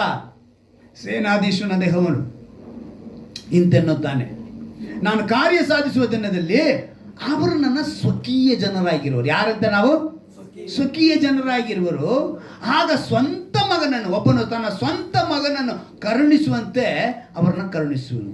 ವಾಗ್ದಾನ ಕೊಟ್ಟಿದ್ದನ್ನು ನೆನೆಸ್ಕೊಂಡೆ ನಾನು. ಅಪ್ಪ, ಎಷ್ಟು ಒಂದು ಅದ್ಭುತವಾಗಿ ನೀನು ವಾಗ್ದಾನ ಕೊಟ್ಟಿದ್ಯಾ, ಅದನ್ನು ನೆರವೇರಿಸ್ಕೊಂಡು ಬರ್ತಾ ಇದೆಯಾ. ಹಣಜಿ ಬಿತ್ತಲ್ಪಡ್ತಾ ಇದೆ, ದ್ವೇಷವೆಂಬ ಬೀಜ ಬಿತ್ತಲ್ಪಡ್ತಾ ಇದೆ ನಮ್ಮ ಮಧ್ಯೆ. ಆದರೆ ನಾವು ನಂಬಿಕೆ ಉಳ್ಳವರಾಗಿರಬೇಕು. ಯೇಸುವನ್ನು ನಾವು ನಂಬಬೇಕು. ದೇವ್ರನ್ನ ಯಾಕೆ ನಂಬಬೇಕು ಅಂತ ನಾವು ತಿಳಿದುಕೊಂಡಿರಬೇಕು. ನೋಡಿ, ಇಲ್ಲಿ ಇನ್ನೊಂದು ಮಾತು ಬರೆಯಲ್ಪಟ್ಟಿದೆ 38ನೇ ವಾಕ್ಯದಲ್ಲಿ. ಹೊಲವೆಂದರೆ ಈ ಲೋಕ, ಒಳ್ಳೆಯ ಬೀಜವೆಂದರೆ ಪರಲೋಕ ರಾಜ್ಯದವರು, ಹಣಜಿ ಅಂದರೆ ಸೈತಾನನವರು. ಸ್ಪಷ್ಟವಾಗಿ ಬರೆಯಲ್ಪಟ್ಟಿದೆ. ಸುಗ್ಗಿ ಕಾಲ ಅಂದರೆ ಯುಗದ ಸಮಾಪ್ತಿ, ಕಾರ್ಯ ಸಾಧಿಸುವ ದಿನ. ಆ ದಿವಸದಲ್ಲಿ ದೇವರೇನು ಮಾಡ್ತಾರೆ? ಕೊಯ್ಯುವವರು ಅಂದರೆ ದೇವದೂತರು. ಹೀಗಿರಲಾಗಿ ಹೇಗೆ ಹಣಜಿಯನ್ನು ಆರಿಸಿ ತೆಗೆದು ಸುಟ್ಟು ಬಿಡುತ್ತಾರೋ ಹಾಗೆಯೇ ಯುಗದ ಸಮಾಪ್ತಿಯಲ್ಲಿ ನಡೆಯುವುದು. ಮನುಷ್ಯ ಕುಮಾರನು ತನ್ನ ದೂತರನ್ನು ಕಳುಹಿಸುವನು. ಅವರು ಆತನ ರಾಜ್ಯದೊಳಗಿಂದ ಎಲ್ಲ ಕಂಟಕರನ್ನು, ಅಧರ್ಮಿಗಳನ್ನು ಕೂಡಿಸಿ ಬೆಂಕಿ ಕೊಂಡದಲ್ಲಿ ಹಾಕುವರು. ಅಲ್ಲಿ ಗೋಳಾಟವು, ಕಟಕಟನೆ, ಹಲ್ಲು ಕಡಿಯೋಣವು ಇರುವವು. ಆಗ ನೀತಿವಂತರು ತಮ್ಮ ತಂದೆಯ ರಾಜ್ಯದಲ್ಲಿ ಸೂರ್ಯನಂತೆ ಪ್ರಕಾಶಿಸುವರು. ಹಲ್ಲೆಲೂಯಾ. ಯಾರೋ ಜ್ಞಾಪಕ ಪುಸ್ತಕದಲ್ಲಿ ನಿಮ್ಮ ಹೆಸರು ಬರೆಯಲ್ಪಟ್ಟಿದ್ರೆ ನೀವು ನೀತಿವಂತರಾಗ್ತೀರಾ. ತಂದೆ ರಾಜ್ಯದಲ್ಲಿ ಹೆಂಗೆ ಪ್ರಕಾಶವಂತೀರಾ? ಸೂರ್ಯನಂತೆ. ಸೂರ್ಯನ ಮುಟ್ಟಕ್ಕಾಗುತ್ತಾ? ಸೂರ್ಯನ ಬಳಿ ಇವತ್ತು ಏನೇನೋ ಪ್ಲಾನ್ ಮಾಡಿದ್ರು ಹೋಗೋದಕ್ಕೆ ಆಗಲೇ ಇಲ್ಲ. ಅಷ್ಟು ಶಕ್ತಿಯುಳ್ಳ ದೇವರು ಆ ಸೂರ್ಯನಂತೆ ನಮ್ಮನ್ನು ಪ್ರಕಾಶ ಮಾಡ್ತಾರೆ. ಆ ಸೂರ್ಯನನ್ನೇ ಮುಟ್ಟಕ್ಕಾಗಿರೋದ್ರಿಂದ ನಾವು ದೇವ್ರ ಹತ್ರ ಹೋಗಕ್ಕೆ ಸಾಧ್ಯನಾ? ಎಷ್ಟು ಶಕ್ತಿಯುಳ್ಳ ದೇವರಲ್ವಾ ಅಂದರೆ ನಾವು ತಿಳ್ಕೋಬೇಕು. ಇವತ್ತು ಯಾಕೆ ದೇವ್ರು ನಂಬಬೇಕಂದ್ರೆ ಈ ಸೃಷ್ಟಿಯ ಮಹತ್ವವನ್ನು ತಿಳಿದುಕೊಂಡ ಮೇಲಾದರೂ ಆ ಭಯ, ನಡುಕ ಬಂದು ದೇವ್ರನ್ನ ನಾವು ನಂಬಬೇಕು. ಈ ನಂಬಿಕೆ ನಮ್ಗೆ ಬರಲಿ, ಅನೇಕರಿಗೆ ನೀವು ಆ ನಂಬಿಕೆ ಸಾರುವಂತೆ ಇರಲಿ ಅಂತೇಳಿ ಮೊಣಕಾಲು ಹಾಕಿ ನಾವೆಲ್ಲರೂ ದೇವರ ಬಳಿ ಬೇಡಿಕೊಳ್ಳೋಣವಾ? ಎಲ್ಲರೂ ಮೊಣಕಾಲು ಹಾಕೋಣ. ನೀವು ಕೇಳಬೇಕು, ನಾವು ಸ್ವಕೀಯ ಜನರಾಗಿದ್ದೀವಪ್ಪ, ನಾವೆಲ್ಲ ಆತನ ಸ್ವಕೀಯ ಜನರಾಗಬೇಕು. ಅದೇ ದೇವರ ಒಂದು ವಿಶೇಷವಾದ ಉದ್ದೇಶ. ಆತನು ಹೇಳಿದ್ದು ಕಾರ್ಯ ಸಾಧಿಸುವ ದಿನದಲ್ಲಿ ಅಂದರೆ ಯುಗದ ಸಮಾಪ್ತಿ. ಆ ಯುಗದ ಸಮಾಪ್ತಿಯಲ್ಲಿ ನಮ್ಮ ಹೆಸರುಗಳು ಜ್ಞಾಪಕ ಪುಸ್ತಕದಲ್ಲಿ ಬರೆದಿರಬೇಕು, ಜೀವ ಬಾಧ್ಯರ ಪಟ್ಟಿಯಲ್ಲಿರಬೇಕು. ನಾವೆಲ್ಲ ನಿತ್ಯ ಜೀವ ಸೇರಬೇಕು. ಅದಕ್ಕೋಸ್ಕರನೇ ಭೂಮಿ ಮೇಲೆ ಆತನು ಧರಿಸಿದನು. ಆತನು ಭೂಮಿ ಮೇಲೆ ಬರುವುದಕ್ಕೆ ಉದ್ದೇಶವೇ ಅದು. ನೀವು ಕೇಳ್ತೀಯಾ? ದೇವರು ಒಬ್ಬನೇ, ಆತನೇ ಕರ್ತನಾದ ಯೇಸು ಕ್ರಿಸ್ತನು. ನಾವೆಲ್ಲ ಒಂದೇ ಕುಲ, ಮನುಕುಲ. ಇಡೀ ಮಾನವರನ್ನ ರಕ್ಷಿಸಬೇಕೆಂದು ಪ್ರಾಣ ತ್ಯಾಗ ಮಾಡಿದ ದೇವರು ಯೇಸು ಕ್ರಿಸ್ತನು ಒಬ್ಬನೇ. ಆತನು ಭೂಮಿ ಮೇಲೆ ಬರಲು ಕಾರಣ ತನ್ನ ಜನರನ್ನು ಪಾಪದಿಂದ ಬಿಡಿಸಬೇಕೆಂದು. ಆದರೆ ಸೈತಾನನು ಹಣಜಿ ಎಂಬುದನ್ನು ಬಿತ್ತಿದ್ದಾನೆ, ದ್ವೇಷವೆಂಬ ಬೀಜವನ್ನು ಬಿತ್ತಿದ್ದಾನೆ. ದೇವರ ಹೆಸರುಗಳಲ್ಲಿ ಮನುಷ್ಯರನ್ನ ಬೇರ್ಪಡಿಸುತ್ತಿದ್ದಾನೆ. ದೇವರಿಂದ ದೂರ ಮಾಡಲು ಅವನು ಯೋಜನೆ ಮಾಡುತ್ತಿದ್ದಾನೆ. ಆದರೆ ವಾಗ್ದಾನಗಳನ್ನು ಹಿಡಿದು ಯಾರ್ಯಾರು ದೇವರ ಮಕ್ಕಳಾಗಿ, ವಿಶ್ವಾಸವುಳ್ಳವರಾಗಿ, ನಂಬಿಕೆಯುಳ್ಳವರಾಗಿ ದೇವರ ಬಳಿ ಕೇಳುತ್ತಾರೋ, ಸೇನಾಧೀಶನಾದ ಯೆಹೋವನು ಇಂತೆನ್ನುತ್ತಾನೆ, ನಾನು ಕಾರ್ಯ ಸಾಧಿಸುವ ದಿನದಲ್ಲಿ ಅವರು ನನ್ನ ಸ್ವಕೀಯ ಜನರಾಗಿರುವರು. ಒಬ್ಬನು ತನ್ನ ಸ್ವಂತ ಮಗನನ್ನು ಕರುಣಿಸುವಂತೆ ಕರುಣಿಸುವೆಂಬ ಮಾತನ್ನು ನೆನಪಿನಲ್ಲಿಟ್ಟುಕೊಳ್ಳಿ. ಆ ಮಾತಿನ ಮೇಲೆ ದೇವರು ನಿಮ್ಮನ್ನು ಇವತ್ತು ಆರಿಸಿಕೊಂಡಿದ್ದಾರೆ. ನಿಮ್ಮನ್ನು ಕರುಣಿಸುವುದಕ್ಕೆ ನಿತ್ಯ ಜೀವ ಬಾಧ್ಯರ ಪಟ್ಟಿಯಲ್ಲಿ ನಿಮ್ಮ ಹೆಸರು ಇರಬೇಕು. ನಾವೆಲ್ಲ ಸ್ವಕೀಯ ಜನರಾಗೋಣ. ಯುಗದ ಸಮಾಪ್ತಿಯಲ್ಲಿ ನಿತ್ಯ ಜೀವಕ್ಕೆ ಸೇರೋಣ. ದೇವರೇ, ವಾಕ್ಯದಂತೆ ನಡೆಸು ಅಂತ ಹೇಳಿ ಯಾರ್ಯಾರು ಒಪ್ಪಿಸಿಕೊಡುತ್ತಿದ್ದೋ ಅವರೆಲ್ಲರನ್ನು ಆಶ್ರಯಿಸಿ ಬಲಪಡಿಸಿ ವಾಕ್ಯಕ್ಕೆ ಒಪ್ಪಿಸಿಕೊಂಡವರಾಗಿ ಬದುಕುವಂತೆ ಕೃಪೆ ಮಾಡಿಕೊಡು. ಅರ್ಥನೆ ವಿಶೇಷವಾಗಿ ರಾಜ, ನಿನ್ನನ್ನು ಯಾಕೆ ನಂಬಬೇಕು? ಒಬ್ಬ ಆಸ್ತಿಕನಾಗಿ, ದೇವರ ಮಗನಾಗಿ, ಮಗಳಾಗಿ ನಾನು ಏನಕ್ಕೆ ನಂಬಬೇಕು ಅಂತೇಳಿ ಈ ಪ್ರಕೃತಿಯ ಮೂಲಕ ಆ ವಿಷಯವನ್ನು ತಿಳಿಸಿ ನಿತ್ಯ ಶಕ್ತಿಯುಳ್ಳ ದೇವರನ್ನು ನಮಗೆ ತಿಳಿಪಡಿಸಿದ್ದಕ್ಕಾಗಿ ಕೋಟಿ ಕೋಟಿ ಸ್ತೋತ್ರ ರಾಜ. ನಾವಿದಕ್ಕೆ ವಿಧೇಯರಾಗಿ ಬದುಕುವಂತೆ, ನಮಗೋಸ್ಕರ ಈ ಪ್ರಕೃತಿಯಲ್ಲಿ ಯಾವುದೂ ಕೂಡ ಕರ್ತನೆ ಬದಲಾಗದಂತೆ, ಎಡವದಂತೆ, ನಿನ್ನ ಕೆಲಸವನ್ನ, ನೀನು ಹೇಳಿದ ಕೆಲಸವನ್ನ ಅವು ಮಾಡುತ್ತಿರುವ ಹಾಗೆ ನಾವು ನಿನಗೆ ವಿಧೇಯರಾಗುವಂತೆ ಕೃಪೆ ಮಾಡು ಅಂತೇಳಿ ಯಾರ್ಯಾರು ಒಪ್ಪಿಸಿಕೊಡುತ್ತಿದ್ದಾರೋ ಅವ್ರನ್ನ ಆಶೀರ್ವಿಸು, ಬಲಪಡಿಸು. ಒಂದು ವಿಶೇಷವಾದ ನಂಬಿಕೆ ನಿನ್ನ ಮೇಲೆ ಬರಲಿ. ನಿನಗೆ ಅಸಾಧ್ಯವಾದದ್ದು ಒಂದೂ ಇಲ್ಲ. ನೀನು ಬಿಡುಗಡೆ ಶಕ್ತಿಯುಳ್ಳವನು, ನೀನು ಆಶೀರ್ವಿಸುವ ಶಕ್ತಿಯುಳ್ಳ ದೇವರು, ನೀನು ಅದ್ಭುತ ಮಾಡುವ ದೇವರು, ನೀನು ಅತಿಶಯ ಮಾಡುವ ದೇವರು ಎಂಬುದನ್ನು ಎಲ್ಲರೂ ಅರಿತುಕೊಳ್ಳುವಂತೆ ಕೃಪೆ ಮಾಡಿಕೊಂಡು ಆಶೀರ್ವಿಸು, ಬಲಪಡಿಸು. ನಮ್ಮ ರಕ್ಷಕನು ವಿಮೋಚಕನಾಗಿರುವ ಯೇಸು ಕ್ರಿಸ್ತನ ನಾಮದಲ್ಲಿ ಪ್ರಾರ್ಥಿಸಿ ಬೇಡಿ ಅಂತ ಜೀವನ ತಂದೆಯೇ.